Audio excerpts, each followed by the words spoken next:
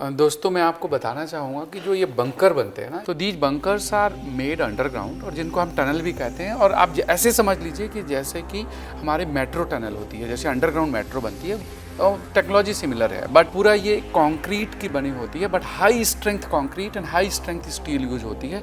And there can be 3 layers. First layer जो outer layer होगी concrete की, फिर सेंटर में उसमें कोई एब्जॉर्प्शन करने वाली कोई ऐसा मटेरियल, जैसे कि सैंड हो सकती है, रबर हो सकती है, जो वाइब्रेशन को एब्जॉर्ब कर ले, वो लेयर होती है। फिर एक स्टील की या मेटल की या फिर कंक्रीट की या फिर आरसीसी की लेयर हो सकती है। So these are the 3 different layers.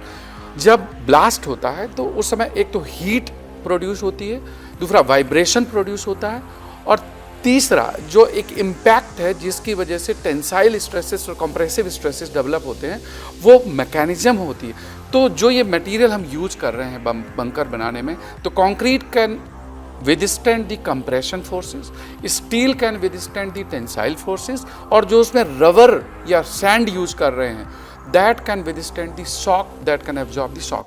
जैसे अगर आप इंडिया की जो रिसेंट हमारे न्यू पार्लियामेंट बिल्डिंग बनी है, तो इसमें जो आउटर वॉल है उसको भी इसी तरह की फायर रेजिस्टेंट या ब्लास्ट रेजिस्टेंट बनाया गया है। तो इसको ब्लास्ट के अगेंस्ट भी रेजिस्टेंट होती है, और जो फायर प्रोड्यूस होती है वो उस फायर को भी रजिस्ट करती है। तो ये टेक्नोलॉजी यूज होती है।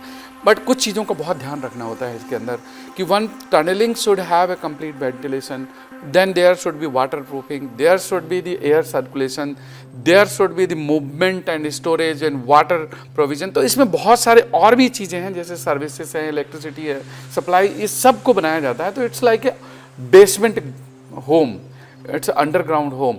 तो एक तो ऊपर सॉइल की लेयर हो गई, नीचे फिर कंक्रीट, एक soil itself is a resistant, and then concrete है, फिर स्टील है, और फिर बीच में उसके भरा हुआ है, that is nothing but this shock absorbing material.